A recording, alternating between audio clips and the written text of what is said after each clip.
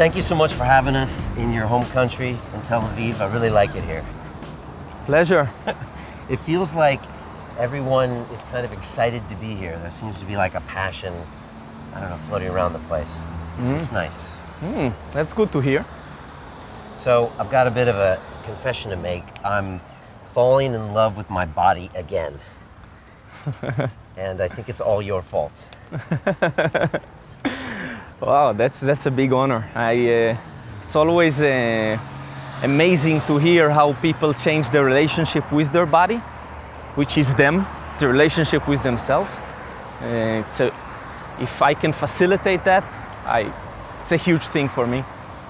Well, because I used to be the BJJ guy, and then the Thai boxing guy, and then the weightlifting guy. But now I swim, I dance, I climb, I run. I'm moving pretty much every day of the week now. So something's a bit different. But at the same time, I find that sometimes I'm still stuck and I think, okay, that's a break dancer wouldn't do this, so you have to stop. Or a jiu-jitsu guy wouldn't do this, so you have to stop. So there's more I need to learn, I think, when it comes to separating my mind from maybe these disciplines that are in my head. Yeah, we all have that problem. Like, all of our society is built around these concepts, this segregation. And it's not something that happens over a day. You have to digest the idea, play with it, and the freedom, little by little, it comes about, along with kind of accepting the weirdness of it, and just staying playful, right, and open, and being the closest thing that you can be to the genuine self you are at that specific moment, not being held back by some notions of who you need to be and what you ought to be, etc. Does it come down to really being highly present? Is that how you can kind of progress in a movement sense? Maybe it is, maybe it's the opposite. I don't know, I'm not sure anymore. You know, some of the stuff that is regarded as technology for meditation and is being presented as that by really people with certain commercial intent is actually, in my eyes, is an anti-technology for meditation. Okay. Can you explain? Yeah, you know, I can do a one-arm handstand and sell you the idea that I'm present and I'm in that moment where I'm actually thinking of my grocery list. So if you do something really well, and then you can do it on automatic. Okay. Marcelo Garcia can roll with you and just like do whatever and think of whatever. So actually that tool became an anti-meditation tool, not a meditation tool. So a lot of what we do well is not serving us to be in that moment. So I think that's why I also like to join more movement and stillness together. Okay. Because movement in and of its own can move you sometimes in the opposite direction. Because you're too focused on the movement and other things and you're no longer being in your head. Well, just the action of doing it well, getting better at it, means that you need to do it without being present. Okay. It hits, as Bruce Lee said. So it is not anymore that present moment. It's more, I can be somewhere else. You know, I can be, some fighters, for example, whistle or rhyme or sing, or they try to occupy that cognitive side of the brain while they're doing stuff from a more primordial, automized portion. Okay. So you just try to keep yourself on the learning curve in order to avoid you going back into that state where you might be thinking about the groceries. Exactly. Okay. And so you're constantly challenging yourself, getting yourself uncomfortable in order to stay kind of in the moment. Yeah, that Japanese state of mind, that word shoshin, the beginner mindset. Being a beginner is a better technology to being present than being really good at what you do. Okay. And that's also part of the movement thing. You're a beginner every week. Sometimes people are completely baffled by how bad I am in certain things because they see me all the time challenging myself. Instead of pulling the same old tricks from the head, they see me challenged again. And I aspire to be challenged all the time. So I wouldn't look good when I'm doing that. So you're not afraid to look like a white belt in your center when you're training? No. It's yeah, the ego takes a huge part there, but once you understand that that's also the way to get really good at a lot of things, then the ego can also come down. So you bargain with the ego. Yeah, you have to, I reckon. I was wondering if you could tell me about 25 years ago on a beach just like this, about 50 miles north, where you fell in love with your body. Yeah, it pretty much started there. And I grew up in Haifa, which is a beach town. It's surrounded, it's a bay and surrounded by water, basically. And I spend a lot of time on the beach. You can see it on my face, I still do. Studied capoeira, and a lot of it was outdoors, a lot of it was happening outside. We're a pretty sunny country. There was a Brazilian guy who arrived here. He lived here illegally, I think, for a long portion of time. And he was a construction worker, and he used to do capoeira back in Brazil.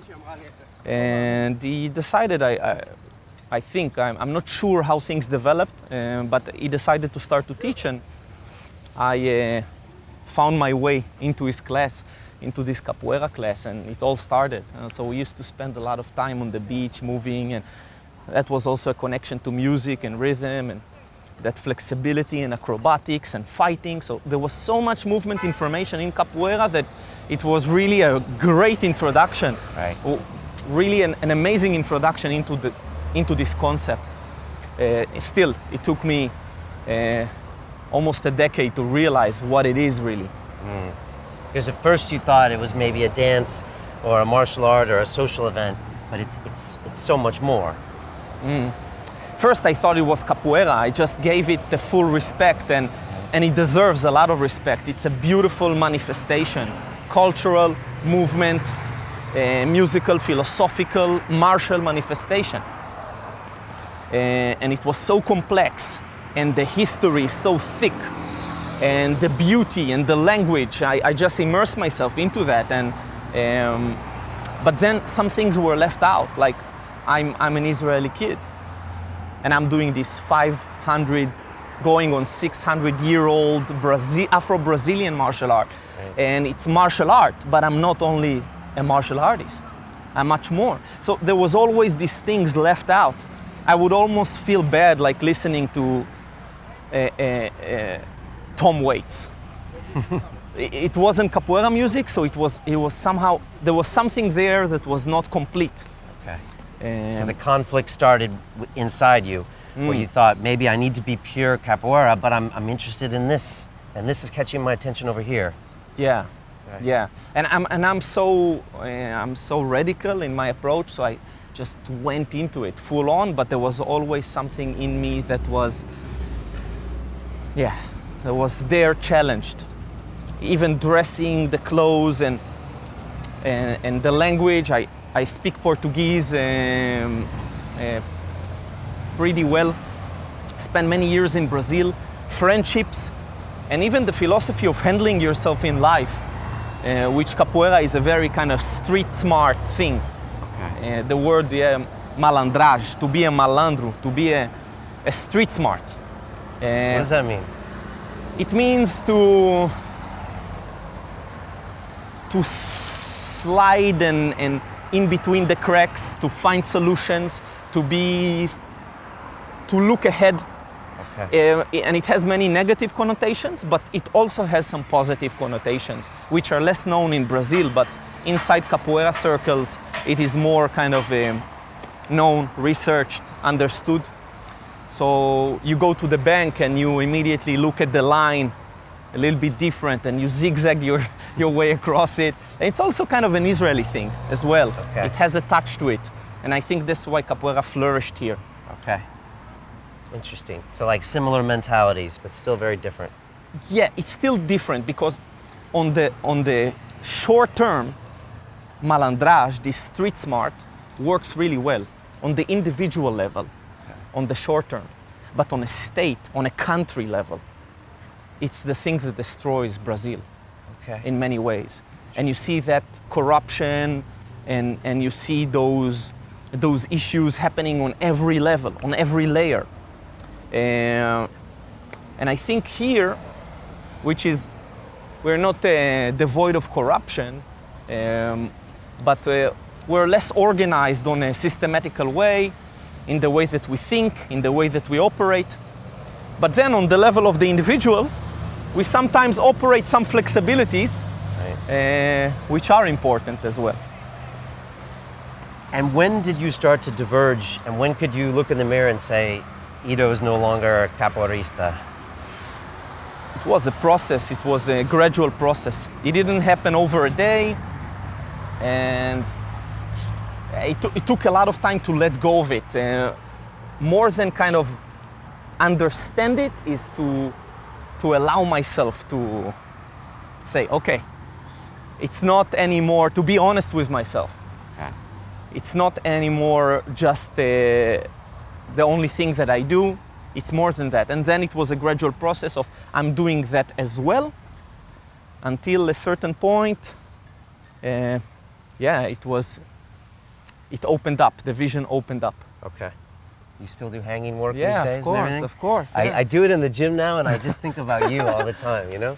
Always good. I'm gonna got room there to hang. I'll do a little bit. And how often do you prescribe the hanging? Daily. Daily, and Daily. for what kind of a time interval? I would start people with a pretty intense period of time, like 30 days, where they are focused on doing some hanging throughout the day. 5-7 minutes a day total time. But they build it up in small sections, maybe 30 seconds, maybe 20 seconds, maybe a minute. Okay. And it's kind of like a cat stretch for us. Right. Because we're not moving on all fours. So we rarely the modern lifestyle, we rarely compress the body and we rarely extend it. And this is kind of very nice extension. It runs through you. You let gravity do the alignment for you. And what better modality to use than gravity? We're living with gravity. We have a constant relationship with it, although many don't realize it.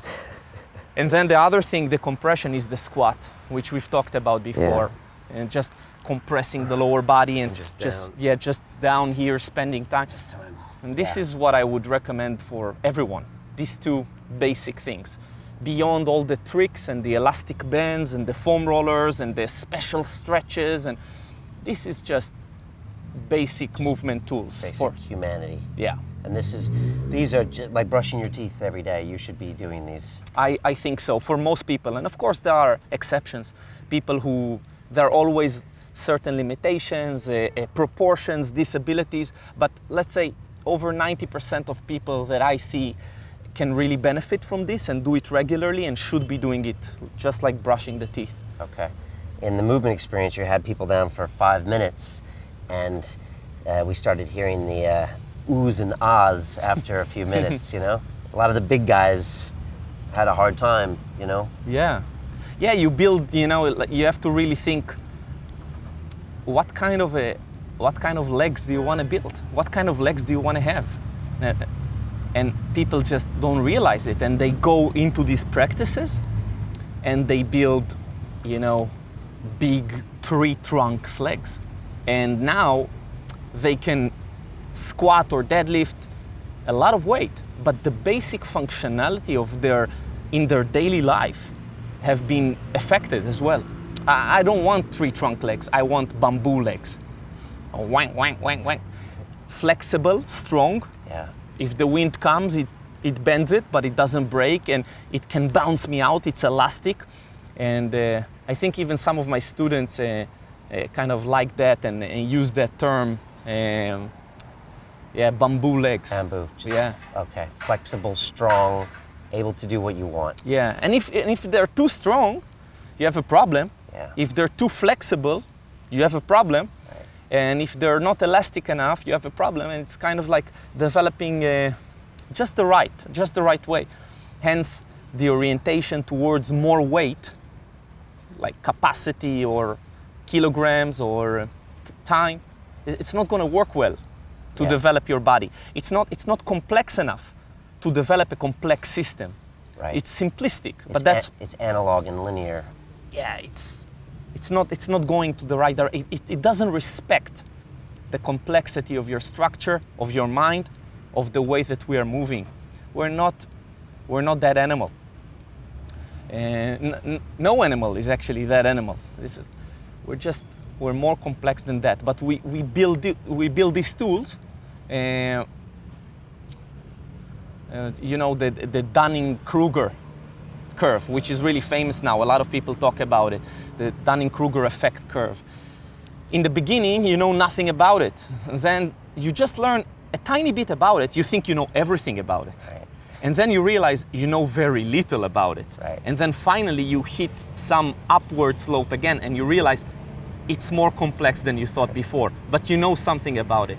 And so like, most people on your program, most people on these podcasts, most people around, they suffer from that condition. They think they know everything about it because they've learned some things about it. Right. And maybe in another area of life, they know a lot more about, but they make the mistake of trying to talk about subjects that they don't understand. And I see it daily.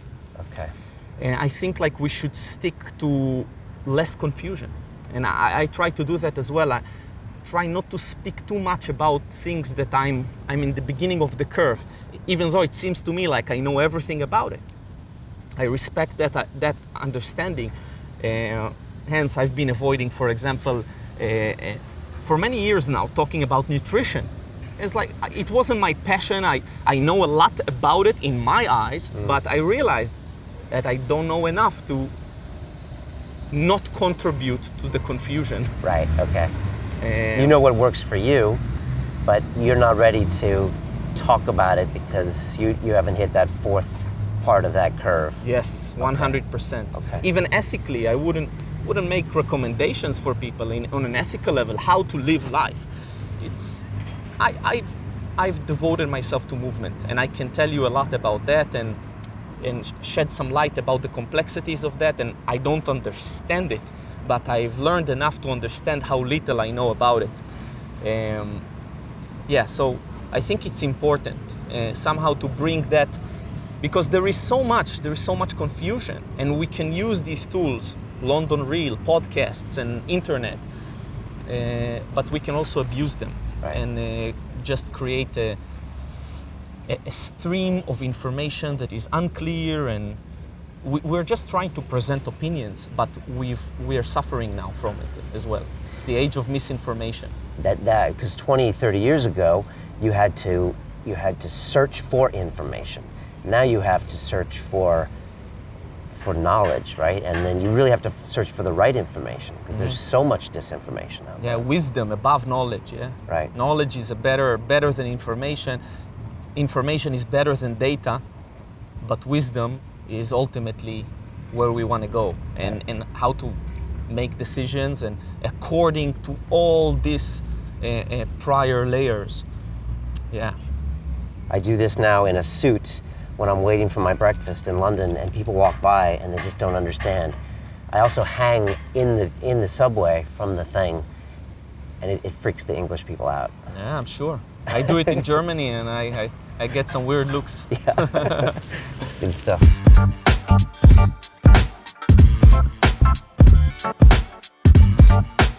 And so when, in your mind, did you stop becoming a capoeira guy? It wasn't one moment, it wasn't an instant, and I don't like to pinpoint things because it doesn't happen like that. It's a bit like our anatomy. You know what a bicep is? Mm-hmm. The biceps? No, you don't. You don't, because inside your system, there is no moment on a cellular level where you can tell me that's a bicep tissue. The muscle unravels into a tendon, the tendon unravels into a bone, and it's a cellular continuum. It's not, oh, here it's a muscle, here it's a tendon. It's more kind of mix and percentages, and it slowly flows together. Hence, you have to carve out a piece to know what it is. But inside the system, it doesn't exist in isolation. And the same with our lives. When did you stop being a capoeira guy? I don't know. I'm in many ways, I am still capoeira, not just a capoeira guy. I am capoeira. Like I became that. I spent so many years talking the talk and walking the walk, and my walk changed, and my rhythmical thing changed, and my taste for music changed, and the way that I communicate with people and with sexual partners, with everything. It was all affected, and I don't think I ever stopped. But in many ways, I evolved, and that core thing just became bigger and changed, and I still have a huge love for that culture. I still very much immersed in it, and I also go back to Brazil. Next month I'll be in Brazil. Okay. And I owe a huge debt to that movement culture, which I think is one of the most diverse, interesting, stylish, talented pools of movers ever. And tell me about the subsequent development of movement culture, as we know Ido Portal's movement culture. Yeah, it's just you can't do it alone. You have to move inside a culture. You need a culture to move in, which is you will start to feel it if you don't feel it already very soon, just because you're already now practicing in a more open way, but you kind of have to find locations and friends to play with and teachers. But then imagine you have a culture to move in. Imagine you have a community you meet regularly, and it supports that, and you do it together. We are social beings, and movement, it cannot be separated from the structure that occupies it and the cultural context around it. So for me, that was obvious. We need a tribe. We need a tribe to move in. We need support. We can't do it alone. It's not sustainable. You can do it for a short while with certain practices, but ultimately it wouldn't serve you on the long term. And that just hit a light bulb moment with me, because I'm always trying to figure out what it is that you do and what it is you're all about. And the best example was yesterday. I went through Israeli immigration, and they're like, "Why are you here?" "I'm here to see Ido Portal, one of your national treasures." And and I said, "What is he?" I said, "He's a movement." He's not a specialist, not an expert. If I called him a guru, he would be looking for me. And yet, when I pulled my phone out and showed him literally 15 seconds of you on YouTube moving, they got it. Not only did they get it, they were excited, and they wanted to know more about it, and they were pulling the other immigration officers in to look at your video. Why does this happen? It's like all paradigm shifts in a way, I think. It's so simple, it's so, there is the side of people who said like, it was always there. Of course it was always there. We're living in a body. Of course people were always moving. Movement was always there. And it just needs to be repackaged. And people have these negative connotations to the word repackaging. Well, welcome to humanity. That's how we do things. We need to repackage them in the view of the time that we live in, and the modas, the fashions, and the communication tools like the internet. And that was just necessary, obviously, or else it wouldn't go so big. I don't have anything really special besides I was in a good timing. I was very lucky to be in a good timing, realizing something that many others subsequently realized. And that just took off. That's that movement thing, that movement culture thing. And Yeah, I think it was always there and it will always be here, and it will probably need to be repackaged again in 200, 300 years. But it was necessary and it happened, and that's why it made that ripple effect. Right. And the definition of a paradigm shift is that afterwards it looks obvious to everyone. Exactly right. That's the most common reaction that I get from people. And they always say it, you're saying things that I always knew.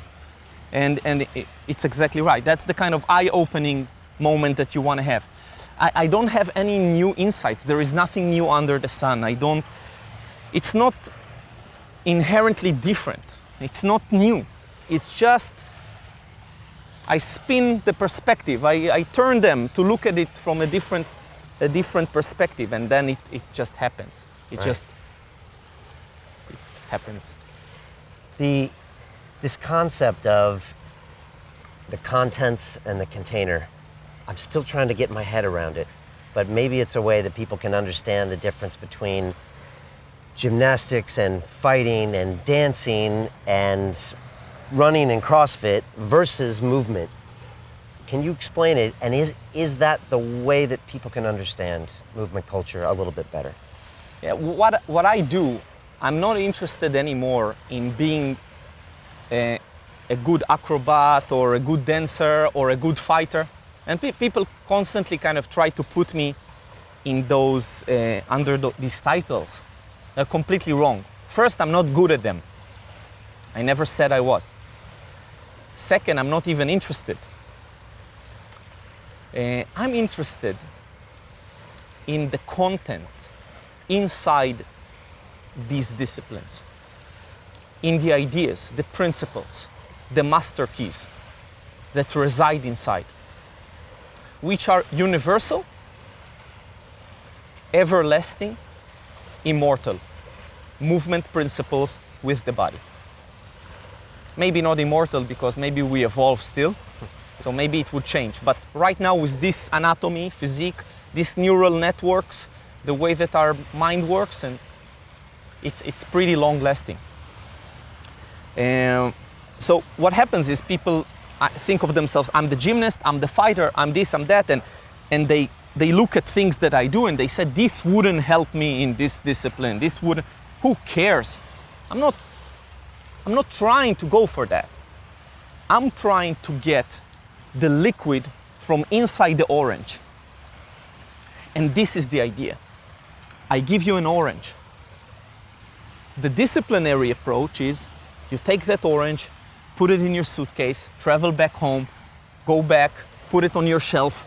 You hold that orange forever. Guess what's going to happen? It's going to rotten and you never used it. Instead, what you're supposed to do, peel the orange, eat it, throw the peel away. The container is not to be confused with the content. The movement person would take what he needs from gymnastics, from fighting, from dance, but he would not confuse those reps, those containers for the content inside. What is the content? It's a human content. It's movement, it's ideas, it's symbols, it's developing yourself through those things. All the big masters realized it some of them towards their last days. What names come to mind? Bruce Lee? Yeah, Bruce Lee, all the karatekas, they all speak the same because they realize it's about to get finished. It's rotting away. The container is gone. I gave you a cup of water. You took the cup with the water, put it in the suitcase. You chew on the cup. Instead of drinking the water, throw away the cup. So the focus should be replaced there. Which brings us to another very important thing. Success is not a good orientation. It's not a good orientation. It's a filthy word. It's a nauseating word. I hear it a lot. Success. How did you become successful? How to succeed. Books on how to succeed. Podcasts on how to succeed. Success is an empty thing. It's misleading. It will leave you empty because it's simply a container of growth awareness and understanding that you need to get, and it happens with success, often, but often not. Right. Because the focus was misplaced. So when I think of successful movers, these are the names that come to mind. Ronaldo, LeBron, Usain Bolt, Federer, right? Most people would agree these are multi-million-dollar successes. Yeah, well, they're not much of movers. They are great specialists. They are great soccer players, basketball players. Well, that's the difference, where the umbrella is very small and they can play very well that specific game. Take them outside of that game. Look what happened to Michael Jordan once he went to baseball. Yeah. It's the illusion burst. Not that I'm saying that anyone can do that. That's not important. That's a wrong orientation. The orientation should be to learn something about this body, this mind, the nature of our awareness through those tools. But it does not mean you don't do them very intensely. So I practice like a madman, but with complete detachment of the result. Okay. I practice full on. I'm fully obsessed with what I do, but in the end of the day, it's about being a craftsman and not being the success story. Okay. Sit down and do your fucking work. Brush the instruments, and you don't do it with an orientation of like, that's gonna be my most successful piece, you know, I'm gonna sell this. You're just a craftsman, you enjoy that process. It's very different, but also very similar from outside, when viewed from outside. So you're very careful to look at success and not be seduced by it.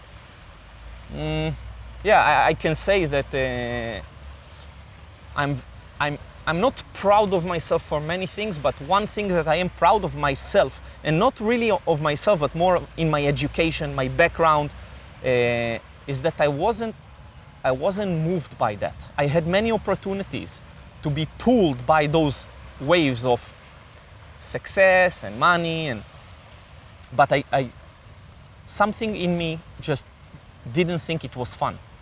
I say it's not a. I didn't make a hard decision and said no. It just didn't look fun. It looked like a prison. And I still don't understand how rich people continue in that game once you pass the point of a position of fuck you, as they say. Yeah. That's all you need, really. And afterwards, it means nothing. And I reached that point a long time ago, and the game was different. A lot of people will say, yeah, Ido, I already have my fitness routine. I go to the gym for the hour, I do my weights, I do that, and then I go on with the rest of my life. I'm already a mover. Is that logic flawed? No, it's you are a mover. You are moving, hence you are moving, and you're enjoying certain routines. And there is nothing but respect towards that. And you can be happy baking bread. You can be fulfilled doing anything in this life.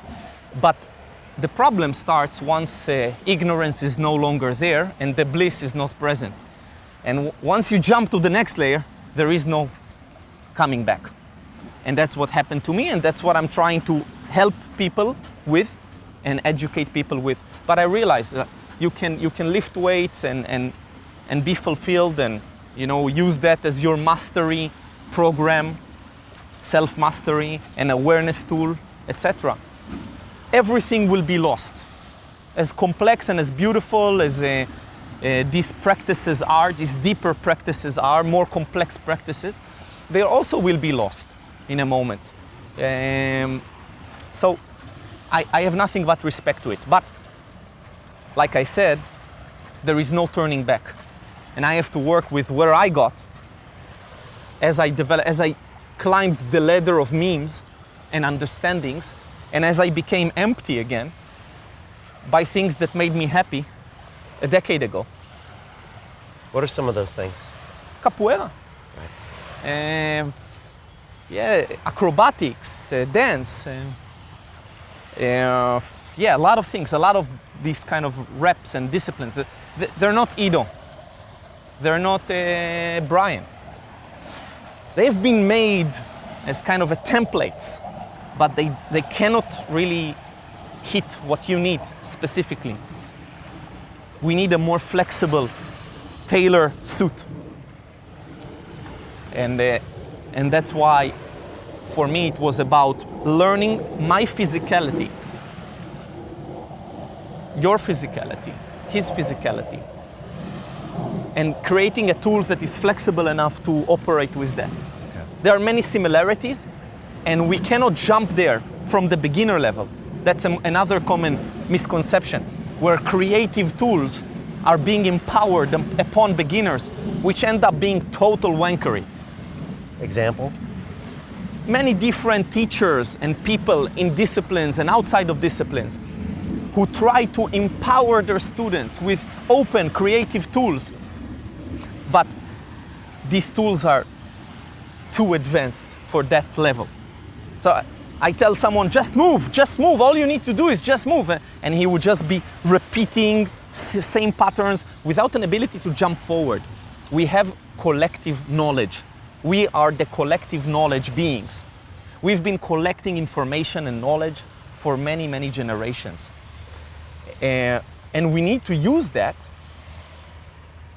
to reach a certain level where now we can add upon our own creation. Bruce Lee said it very well, and he repackaged the philosophy that was known from before. Absorb what is useful, disregard what is useless, and add what is uniquely yours. But many people fall into only one of these things. Okay. They either absorb what is useful, hence they go to collective knowledge, teach me BJJ, teach me the techniques, that's all that I do. They disregard what is useless. That is the next level where they say, this doesn't work for me. Even though it's inside collective knowledge and it worked for some people, for me it doesn't work. And then there are the people who are adding what is uniquely theirs. But you cannot start from adding what is uniquely yours to something that you don't have yet. If you want to be really in a creative mode, I take you into a forest. I take a baby into a forest and I let him grow from nothing. He would merely develop, maybe not even, Stone Age tools, even in this lifetime. So we're not there. Right. We're not there. So to empower people to just move, that's great, but it should happen in the right level, where collective knowledge and self-knowledge are joined. For me, that's important. Right. Not too much of one or the other. Yes. Because without the collective, you'll make Stone Age tools. With only the collective, you'll just repeat after everyone. Exactly. And you don't find yourself. Right. Okay. Can you explain this meme ladder? Because it's an interesting point, but for people that don't understand, what is the meme ladder? We are symbol collectors, basically. How did, as a boy, as a child, how did you learn the word chair, for example? Chair was an object that was shown to you, but you also had to make other connections. It's made of wood. What is wood? Wood comes from tree. What is tree? Tree is a plant. What is a plant? Plant grows. What is to grow? Grow small to big. What is small to big? Small to big, yes, no. We got to the most basic 0, 1. Okay. So that's a ladder of memes and ideas. That's the invisible loop that we are, as Hofstadter calls it. It's a complexity jump. And in our physicality, we've made many such jumps, where first we were just moving, and then we started to develop all these speciality tools, and this is martial arts, and this is dance, and then started to create hybrids, right, like contact improvisation, which was, whoa, what is it? Or capoeira before that, right? What is capoeira? Is it a dance? Is it a fight? Is it a tactical game? Is it music? And then people kind of, whoa, what is that? What is that? And they have to jump to the next level. And you jump to the next level through struggle. Hence, when that security guard asks you, what is movement?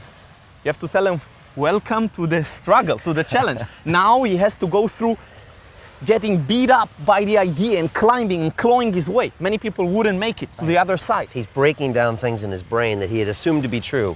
Yeah. Now you get the bad news. They're not true. Well, I wouldn't say it like this only. You have to break up some things, but you have to also build up some things. Okay. And it's not just about truth, it's about the perspective on truth. They're all true in a way, and they're all false. It's not better, it's just different.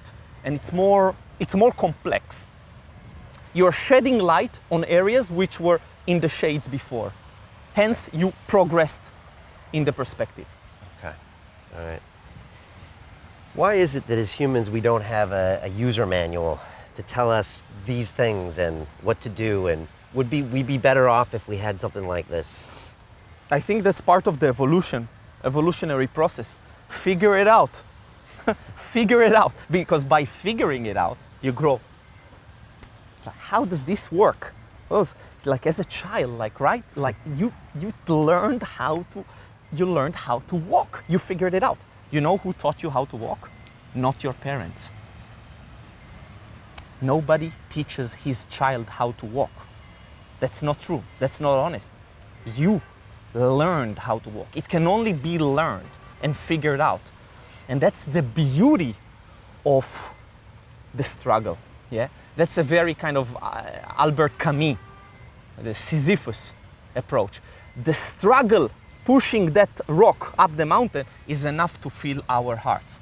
That's the nature of being alive, evolving, increasing awareness, enjoying this reality that nobody fucking knows what it is.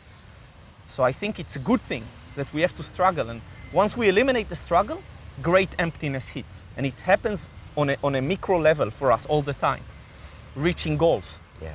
It's a very emptying moment. Yeah. I have a 10-month-old boy, and I think I told you he's crawling now and he's about to walk.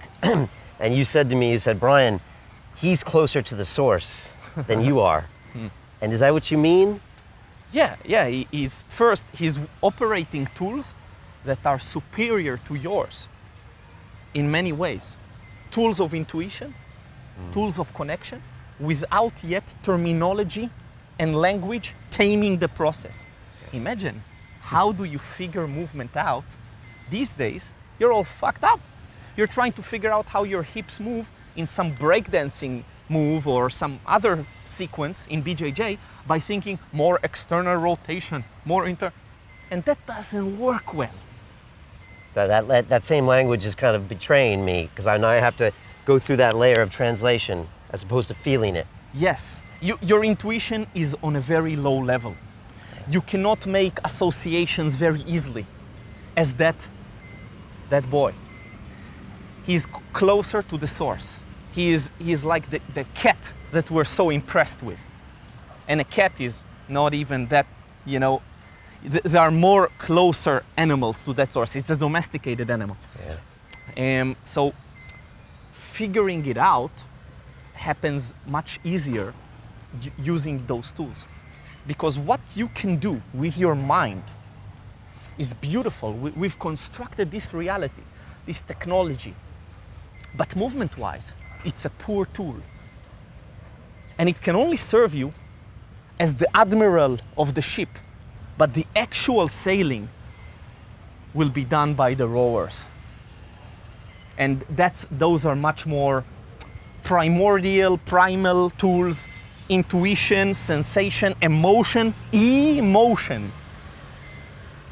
And that connection, children have it, animals have it much better than us. Okay. Because the mind hasn't gotten in the way. Language didn't get in the way. The mind is not there yet, hindering the process. Fears are not categorized yet as fears.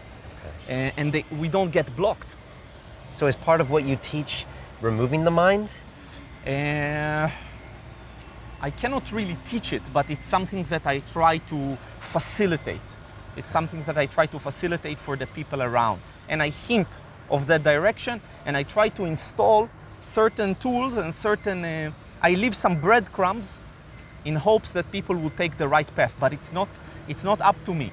and I cannot control that. Don't think of a pink elephant. That's the problem. You cannot teach it. Okay. You cannot teach undoing.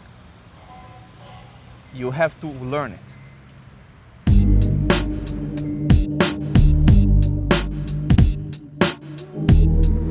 I want to ask you about the mind-body connection, and if it's something that you think about, that you try to teach. And for me, it feels like, as a human race, we're going this way. We're all going up into our heads, and it feels like, even with the internet and technology, it's more about what our brains tell us to do and less about what we're feeling inside our body. And just wanted to get what you think about that, and is this also what movement culture is about? It's a bullshit term. Mind-body connection. They are connected. You cannot teach it. You cannot affect it. It's there. There is no disconnect. So how can I teach a connect? It's very similar to the term, another bullshit term, mindfulness. The problem is that the mind is full. We try to empty it. I don't want to teach you mindfulness. I want to teach you mindlessness. So sometimes I think like we don't really think about these terms that are handed to us, and we just accept them and continue to contribute to the confusion. So I'm not teaching any mind-body connection. It's already connected. You cannot separate it. The mind alone cannot exist. We've tried. There needs to be a body support, but I'm teaching body practices that also affect the mind. And I teach mind practices that also affect the body.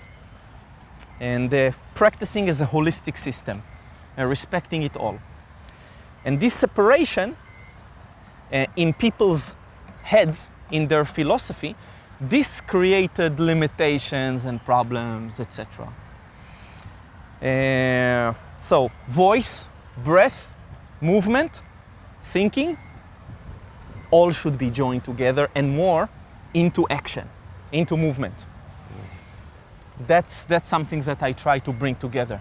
So sometimes my students will be asked to sing in specific conditions and cases, or to vocalize actions, or a certain work with the breath, and all in prol of action. But everything is already connected. It's just, what do you do with that connection? And talk to me about randomness. Do you try to throw randomness into your students' lives, into your life? And how much of that is part of movement culture? Yeah, it's a big part. There is a lot of tools of chaos, what we call tools of chaos. We're living in a random thing. We're living in a chaotic scenario. We don't have control over it. And by trying to take hold of it too tightly, we completely miss the mark and are unable to operate in this chaotic environment. So we're definitely inserting that into the practice. So people get used to it, learn to operate with it, and not get deluded into thinking they are in control. Nobody's in control. So the dosages, 3 sets of 10 reps, they can work in certain cases, in certain scenarios, but there is a need of a more well-embracing tool. It's kind of like herding concept, to herd the cloud of movement. Because if you try to hug it, it disappears and whoop, it's gone. So you have to kind of treat it with a more general, gentle, wide tool to make some sense of it. Because you can herd and manipulate smoke, but tweezers are not a good tool for that. And that's a common mistake. In movement, people try to kind of own that totally, and what they're left with is nothing, no movement. Just a routine. Just a routine, repetition of the same actions, container and not the content.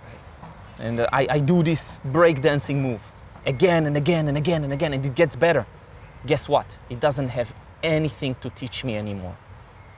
But I'm seduced by the success of it, by the reactions, by the sensation that I get performing something well, until I would hit the wall and would crash and everything would look empty again. And I don't care for that move anymore. So instead of going through that struggle and crashing into the wall, I try to circumvent the problem and realize, don't get addicted to it. Don't operate by what you like so much. It doesn't have to be fun to be fun.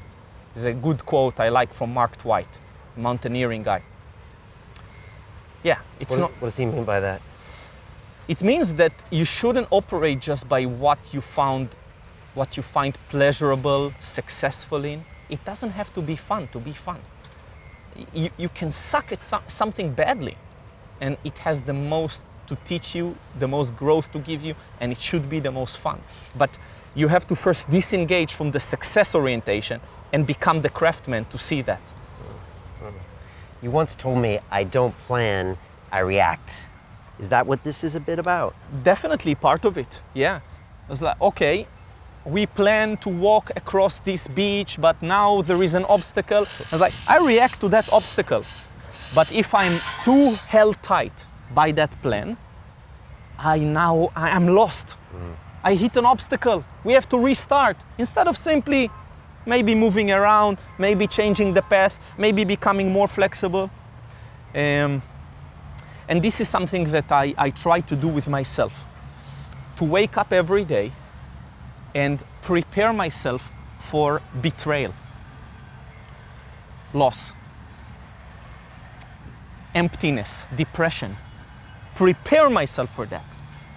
It's inevitable. It's a very Marcus Aurelius orientation. If you prepare yourself, then it's not so bad. You're flexible, you can work with it.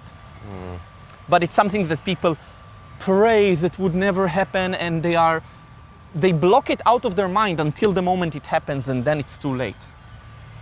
That's almost this concept of being fragile and anti-fragile, and almost kind of preparing your body and your mind for things that you don't see coming. Almost definitely, yeah. The work of Nassim Taleb affected a lot of my thinking, and I think he's a once-in-a-lifetime thinker, this generation, and the way that he thinks and talks of things made me abandon a lot of my old terminologies that were pointing in this direction, because I realized he's so much better at it. So I just embraced his terminology and thinking process. And this anti-fragility is a big one. Can you explain how the concept of anti-fragile applies to your work and even your life? Yeah, so you have to prepare for that black swan. As we said, you have to prepare for the moment of crack, injury, loss, betrayal. As we said, all these severe bad events, negative events, they are not a possibility, they are a certainty. They arrive. They will arrive again. When will you get injured the next time? Maybe tomorrow. Who knows? What can happen? Who will you lose in this life? Everyone. What is a certainty? From the moment you're born into the grave. You know this drawing, this Buddhist drawing? The woman giving birth to the baby into the grave. We are born into the grave. We know where we're going. So, what is going on? What are we blocking here? It's in front of our eyes. It's a certainty. People are dying in our lives around us. We are going to die. And there is a certain acceptance and working within that and getting used to it. And it's training. You have to train yourself to change the way that you approach it and how you think of it and how you deal with it. And anti-fragility is in a way to accept that and make yourself a little bit more robust and prepared, and getting stronger and stronger every time you hit such an event and you survive it. You should be getting stronger by it, not get destroyed and sent back by it. So for example, if I get an injury, it's an opportunity for growth. I immediately go into active mode I research it, and I develop that part and that piece that it would never happen again. Versus, I rest. I wait for recovery to happen to me. I get stronger. I anti-fragilize myself. Next time, that area, whether it was everywhere, would be better off. I would be able to deal with it. On a knowledge level, on the robustness of the articulation, in the neural pathways, the motor program is more developed that I can protect myself, etc. Yeah. That also brings up your relationship with pain, because that injury might equal this word called pain, the 4-letter word. How do we understand that relationship and know when pain is the time to stop or pain is the time to adapt? Yeah, the people in the beginning of the curve, the Dunning-Kruger curve, think that they know what pain is. Now we realize we don't know. We don't know. It's a very complex phenomenon. People used to say, pain is showing you, don't go here. It's a stimulus, it's a signal, it's an input to show. Bullshit. Total oversimplistic. Completely wrong. Pain is inevitable. Many times it points you in the right direction. For example, pain in training. Certain injuries, to resolve them, we know nowadays, you have to push through pain. For example, you had a knee surgery, an ACL reconstruction, and afterwards in your physiotherapy, the physiotherapist is going to push you through a lot of pain to recover it. And if he shies away, oh, it's painful, I'm going to stop. You're not going to recover. You're going to get limited range of motion, calcifications, adhesions, problems. So that relationship should be revisited. Pain is not as simple as we thought before. We have to understand it, play with it, dance with it. We have to start to put shades inside the monochromatic point of view. And it takes time to know that, and only you can do it with your pains. Hence, again, I cannot teach you. You can just learn it. I can give you some pointers, some ideas, and then you have to go through the process of dancing with your own pain to realize, is this really escalating me, or is this moving me in the right direction? Is this pain is a ghost? Is this a total bogus thing? It's a phantom phenomenon. It happens in our nervous system. People have pains in limbs that don't exist anymore. So what does that say? How do I work with that? It's a big subject. Yeah. One of the things you do is you bring all sorts of different people and you put them in the same room. And you'll put a dancer in with a fighter, with maybe a CrossFitter, and you get them talking to each other. And so there's kind of a higher level, almost like a unification level of what you're doing. Do you think about that much, or can you explain that? And did that just happen without an intention? A lot of specialists, a lot of people with certain movement specialities gravitated towards the work. They still do. Yeah. NBA players, NFL players, UFC fighters, MLB players, contemporary dancers in the best troops in the world, Cirque du Soleil people, etc., etc., etc. And they just saw something in that idea, in that movement idea, and they came in to take. But then I made them give so much, because they have so much in-depth, microscopic and telescopic insight that can benefit a lot of people. Contemporary, let's say a classical dancer can tell you a lot about preparing and working on your ankles. It's something that is well understood, well researched there. So that cross communication is another big plus of the movement culture, is to bring everyone, say, we're more similar than different, let's share, let's exchange, let's see who is really thinking about these things and can offer some good tools for another. Mm-hmm. Your big annual gathering is happening in a few weeks in Thailand, where you're going to put probably hundreds of these people in the same room. What's going to happen there? You know, if I was an outsider and I walked in, what are the things I'm going to see, and then why do you do it? I do it to give the community a place of meeting, to share some insight from research, to be together and to move together. Back to the culture. There's no movement practice without a social practice. Yes. Okay. And what happens there is a beautiful cross exchange. Actually, I say that it happens on two levels. There is the learning from the teachers, but this is great, and we try to bring very interesting points of views and present them in a very digestible way. But then there is also the cross communication in between the group itself, which is beautiful in and of its own, and just a lot of passion and people staying up to small hours of the night and exchanging, moving together, still practicing by the poolside and going into the rooms and doing things, and just crazy insights and mobility, crazy wisdom. You're bringing lectures in as well? There is lectures every year. Okay. Yeah, this year there is a lecture by a dancer named Rasmus Olme, who's a great thinker of movement, and he, a few years ago, sent me his thesis, his PhD thesis, and I was very impressed, and I asked him to come and reflect upon the movement practice. He's also a practitioner, which is very important for me. I always bring practitioners as well. Whose ideas are out there right now that you're being drawn towards? We obviously talked about Nassim and his work with Anti-Fragile and Black Swan, but what are some of the ideas that are bouncing around Ido's head right now when it comes to philosophies or mindsets or even new movement patterns that are exciting you? A lot of things. Taoism, Stoicism. You mentioned Marcus Aurelius earlier and the Stoics. What do most people not understand correctly about the Stoics in your mind?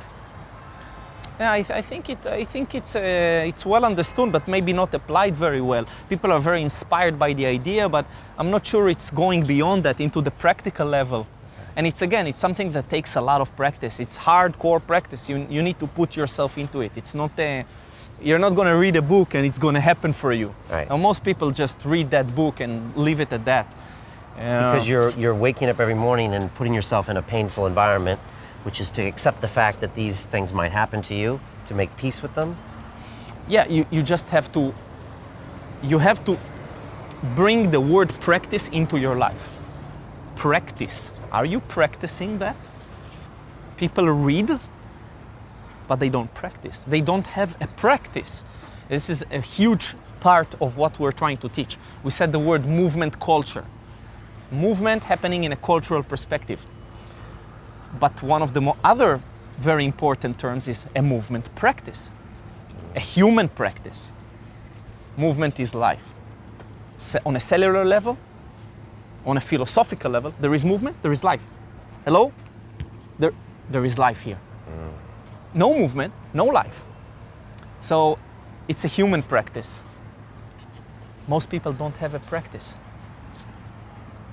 They don't know this word. Some people have a martial art practice or a dancing practice, but they don't have a human practice where they unify all that they do. Not on a movement level, not in another level. Relationships, health, physical, emotional, sensory. So I really believe in that word, and I try to bring everything under that perspective. There is something beautiful in Stoicism. Great, bring it into practice. How do we do that? Start to manufacture tools to address that, to take it, to make it your own. I think it was your mother who was a Taoist and a Buddhist and who probably injected your brain with a lot of these thoughts. But I think you told me once that when you were younger, it wasn't obvious how to process them. Is this some of her thinking bubbling to the surface? Yeah, she definitely affected me in many, many ways, and one of the most influential people on me in her very soft and non-assuming way. And she's still practicing Buddhism, and she works with narrative therapy and its connection to Buddhism. What is narrative therapy? The narrative is in the center of it, of course. The narrative is the story that you tell yourself. The Brian is a story. If you take it down into the most tiny bits, Brian doesn't exist. It's a collection of stories. Hence, what really happened to you is not as powerful as what you tell yourself happened to you. Now, old school psychotherapy, Freudian, was dealing a lot with that. What really happened? What happened there? Let's dig into it. It's not as powerful as the stories that you tell yourself. Narrative therapy focuses on that, and I love that. And I also work a lot with narratives, with stories. I'm a storyteller. I love the power of stories. I think it's a very potent access that seems as if it's the back door, but maybe it's the entry. And the front door. Yeah. I think you told me your mother once did something called the last year of your life, which was a process where... Yeah, she was part of a course called the last year of my life.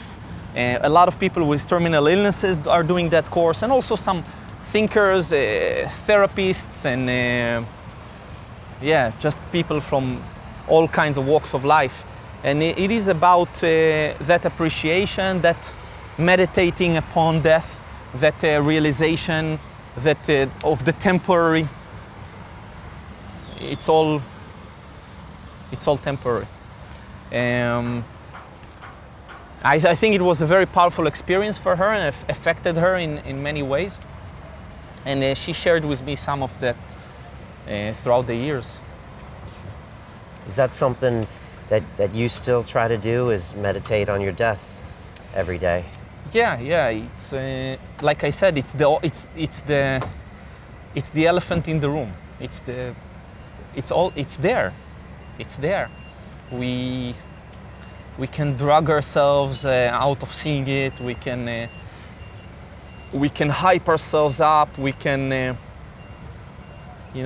go into the water and forget about it, and we can occupy ourselves in the skyscrapers.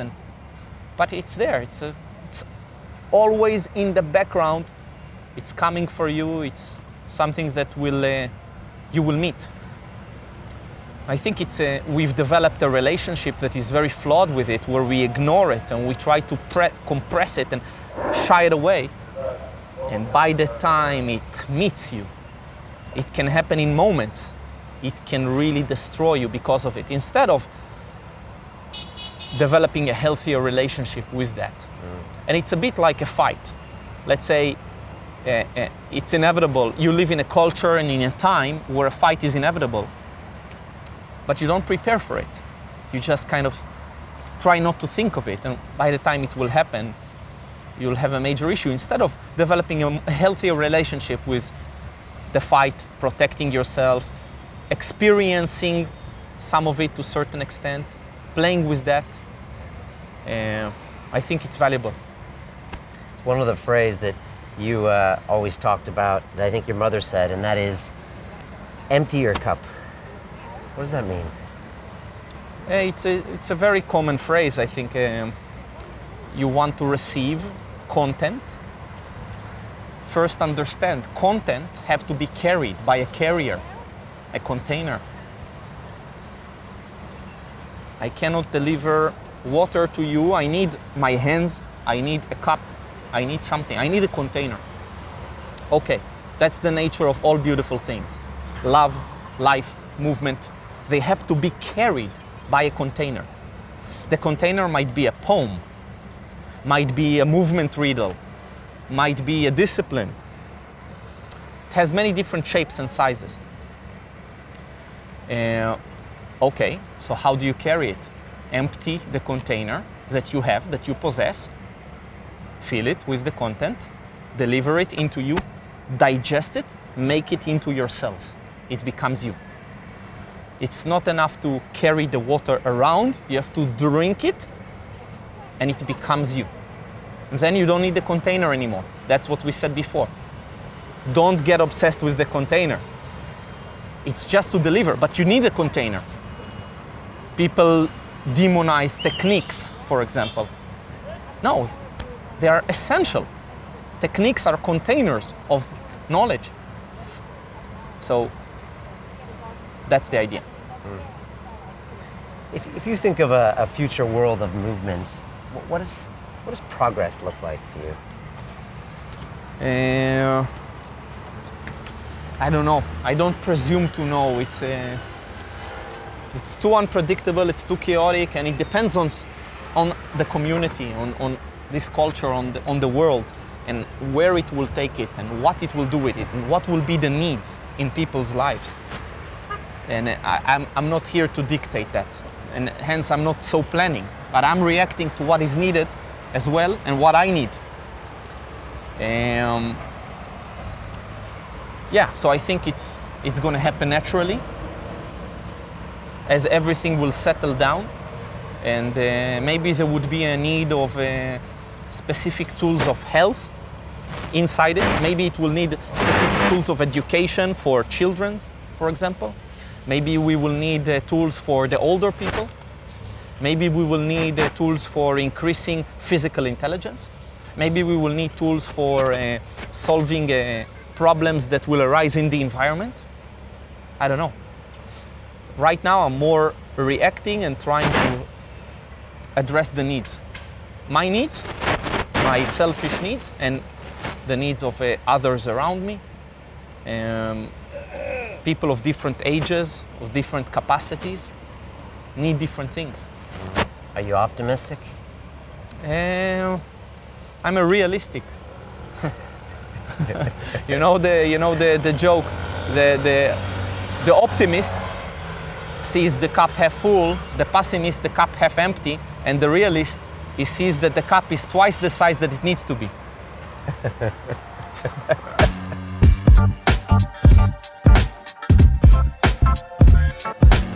So on my flight over here, they gave me a pillow and they gave me a blanket, and it was just about the right temperature. I had water, a little bit of food. I was extremely comfortable. And I'm curious what you think about killing people with comfort, and are we a little bit too protected now as humans? Yeah, of course, yeah. It's a common issue, it's a common problem. We've taken the road of satisfaction, protection, safety, pleasure, comfort to a ridiculous level. And now we meet the other side of it already. And I think we had to hit that wall to kind of go back towards a more centerpiece. Hence, you see also people going through some grueling shit, putting themselves through some grueling stuff as well, like CrossFit training. That's a reaction to going the other way too far. Yeah, I think it is. I think that appreciation has hit us in a way. And people running marathons and going through some really intense stuff, but not because of they grew up in some tough neighborhood and they became boxers. People like George St. Pierre, and choosing that life because it makes them feel alive. It makes them more balanced, evolve, discover. Yeah. And that's a reaction to us being too comfortable. I think it is, because these people had a need. They felt a need of something else in their lives. And comfort was not serving that. In my life, it was the same. This comfort was not hitting the mark. I wasn't happy. When I'm aiming for maximal comfort, safety, and pleasure, I become empty, depressed, in pain. So when there is not enough of it, I also have a problem. Each one has to find his own balance within that. Right. And you think we're going back the other way as a society, or are we still getting to this ultra comfort, too much food, no movement if necessary? It's oversimplistic. Society is not driving in one direction. Now it's scattered. And there are many vectors. Some people are going there, some people are going there, some people are going there. Because there are so many ideas, so many ways of life, so much knowledge beyond many, many lifetimes. And it gets bigger and bigger. And now we are moving in all different directions.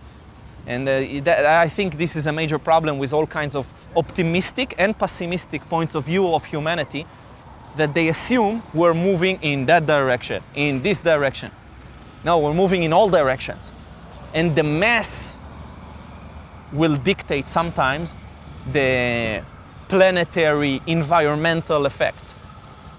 So while in Europe, you have to pay a lot of money to get a plastic bag in the supermarket, in China, they would bomber you with endless plastic bags. And so there are many different ways of life and levels of consciousness and ideas. It's not that easy. One of your famous phrases is, people are not made of sugar.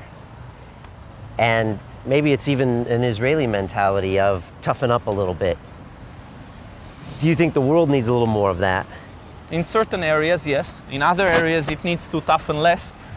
Such as? Africa. Okay. Yeah, some people growing in some gruesome stuff. Kids going through hell.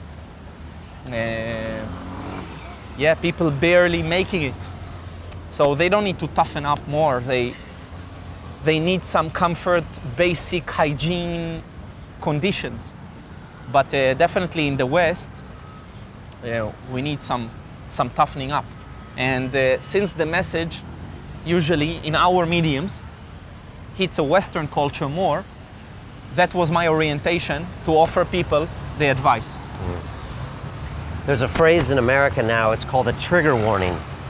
And I think it was started in universities when students would go to learn about something, they had to be warned that the information might trigger an emotional response. Is this a made of sugar side of the spectrum, in your opinion? With certain things, yeah. Okay. Yeah, we are alarmed, we are oversensitive and over-alarmed by certain things. And that fear creates its own problem and pains and issues around it, sometimes more than the actual condition.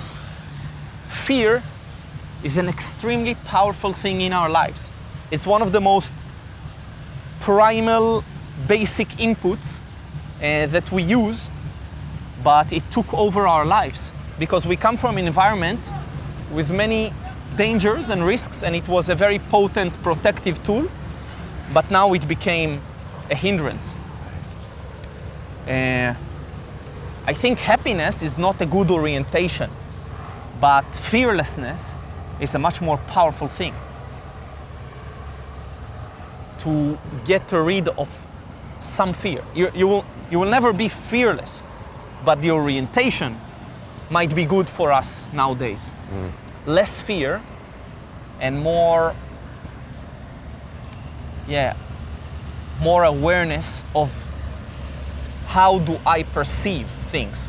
I am the seer, I am the seen, and I'm the seen. Everything. We are creating this environment by how we see it and the narrative that we make of it. So our fears are a major already digestion of what we see, and that becomes the scene.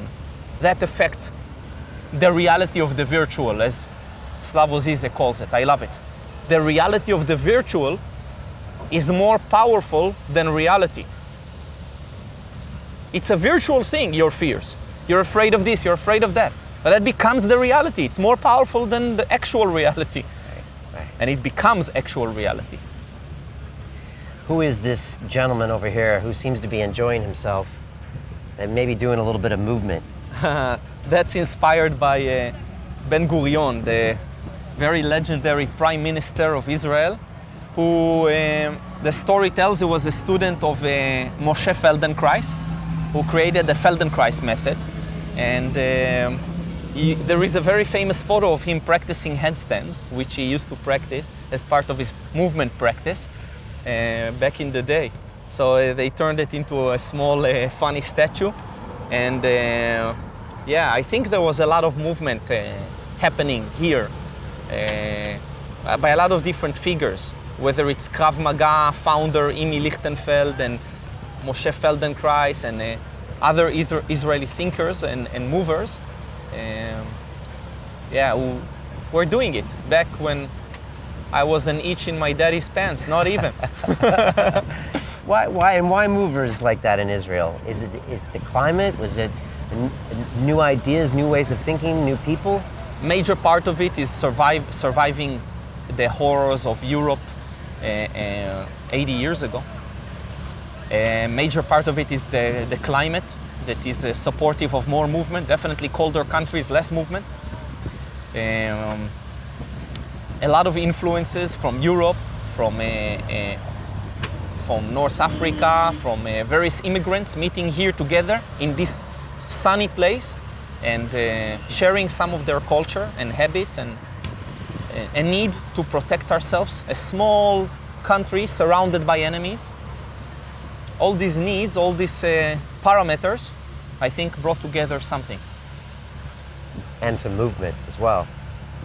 It brought the need for movement, for whether it's self-defense, whether it's dealing with drying the swamps in the north of Israel. No water supply, no real good water supply here. We always suffer from that. Constant threats, terror, wars, and then also people's bodies, which come from different climates and arrived here with a certain gene pool, and they have problems, health issues and joints and pains and aches, and all this is contributing something. So it's a country of immigrants. It's a crucible of cultures. And when you grew up, you had a massive influx of Russian immigrants, and so you got a whole new set of movers into your life when you were younger, right? Was definitely a major affecting force on me. In 1991, the Iron Curtain fell and we received 1 million immigrants from the Soviet Union countries, and they arrived and we were at school and boom, they all of a sudden these weird kids, dressed weird, looking different, and they come and I was very much intrigued and became close friends with. And then they had this movement culture that they brought, very, very rich movement culture. One of the most inspiring, in-depth, developed movement cultures, I believe, in the world. So I'm very much inspired by the Brazilian, by the Chinese, and by the Russians. And there are other countries, I love the Thais, for example, their movement culture. But these are very rich movement culture countries. And they brought in boxing and fencing and ballroom dancing and all this stuff. And they had a lot of methodology and science behind it. And that gave me that orientation as well, that scientific point of view. I'm still very much inspired by it. I keep thinking of young Ido growing up somewhere where he didn't have the beach, he didn't have capoeira, he didn't have 1 million Russian immigrants coming into a country of 5 million who might have just been given a surfboard somewhere. I mean, you wouldn't be you now. Probably not not me, but probably also some creative forces would found a way through different cracks to reach similar states. Okay. Somehow reaching the same place. Different, but somehow the same. Because I shouldn't have gotten where I got in terms of thinking and evolving. If you look at my colleagues, friends, and they stayed within that, and they did not realize there was a bigger umbrella around that specific concept. They realized other things that I did not realize. It's not better or worse, but something in me was crying for that. And I'm very different to my family. Now, always nobody's clear where it comes from, that orientation. So maybe it stinks out of my DNA. Maybe it's something that is really come from inside? I'm not sure. I'm not much of a practitioner. I said it before, I always say it. I'm not a very gifted practitioner. People see me move and say, wow. But relating that to the amount of practice I put into it, everybody would do it, or many people would do it. Maybe I'm not a terrible practitioner, but I'm not a very good practitioner. If I look at my culture, most of my students are above and beyond in where they start and how quickly they developed. But I'm not a very intelligent on a level of, that kind of a level. I have some creative outlet. I have some thinking processes. I have some movement and body knowledge. And all together, all these small quantities, it came together to doing it, thinking about it, sharing it. But when I take it down to the small dosages, it's not much. So maybe there was something unifying that is bigger. Maybe it's environmental. I'm not sure. I asked myself this question many times. If I grew up in Hawaii with a surfboard, maybe I wouldn't reach it. I don't know. Maybe I would. It seems to me you always ask the question why. It seems like you keep asking that to yourself. And whereas a lot of people would be satisfied with a capoeira practice or even a movement practice, you seem to be constantly tearing your house down and trying to build it up and then tearing it down again. And so it seems like you're always trying to find how that relates to something else or something bigger. That's a very important trick to do. I'll tell you what it is. It's not what many times people say. By jumping to the next layer, I confuse myself until I lose track altogether of one location, meaning, and gospel. By always relating to a different layer, I'm able to live. It's the invisible loop. It is able to sustain me. I am fulfilled, I am challenged, but I am hitting the mark and challenged again. And this is very important, and I think a lot of people they hit the end mark. They set a goal, they reach it. It is wrong goal to set, not a good goal to set. It's because now you're gonna have to restart the whole thing, and now maybe you already start to understand that you're going to hit that new goal as well, so now you have a bigger problem. Instead of that, I oriented myself always to confusion, to confuse myself, not others, confuse myself, and by jumping to different levels, and increasing in complexity one more time, but eventually also coming back down to the start of the loop. So it's not just increasing in complexity, but in a way the increase in complexity also eventually goes back down to the simplest matter. And again, and again, and again. Yeah, and you do this physically and mentally. Exactly. Yeah, philosophically, physically, the ideas. What is the meaning of this yin and yang? The real meaning of it is to place the opposites together. We kind of know it, but again, it doesn't hit us. You're doing strength training. Why don't you place next to it the contradictory practice, softness training? No, we don't do it. You do breakdancing, but why don't you surround it with a contradictory or completing, depending on how you want to look at it, practice? So again, we didn't really make those ideas ours. Doing that is endless and it's very balanced, but we have an addictive state of mind, and we go into this practice mode, blind, until we hit the wall. I've hit it so many times. My butt hurts, and I just try to do it in a smarter way every time. So I'm less going towards that direction. Even with current projects, I'm not in a rush to fulfill them, succeed in them, because I know it's not the deal. It's not the real thing. Some would say it's about the journey. That's yours, and it's powerful. And again, like, people hear it, and it's important to actually embody that, and do that, and revisit that, and say it, and fake it until you make it, because that's the way to get there. It's like, all you need to do is to believe in it. It doesn't need to feel right. Fake it until you make it. It will be yours. Is this one of the reasons you constantly move yourself as well? Different countries, different cities, different projects? That was more of a practical thing to share, and what pulled me. It pulled me out, and I wanted to see the world.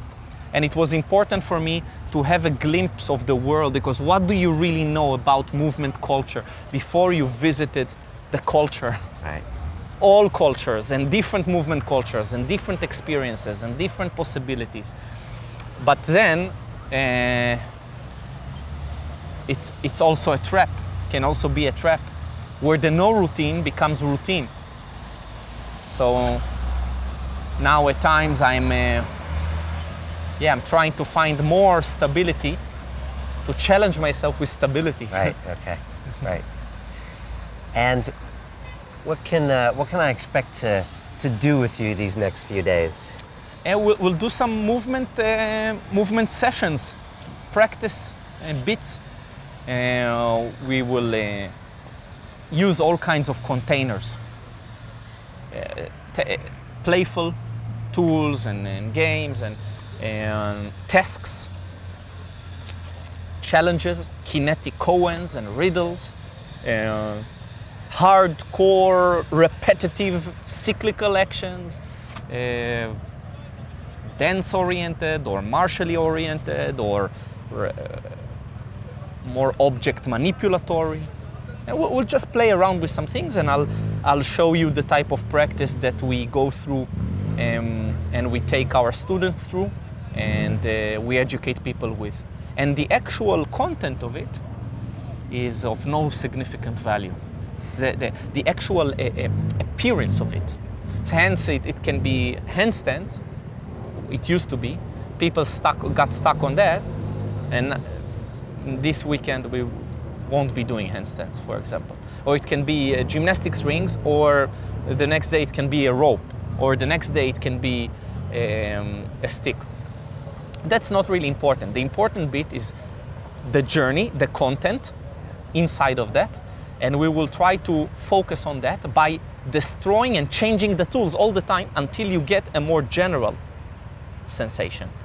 And that's the major problem, where many people who try to practice movement with good intention, they don't practice movement. They practice some movements.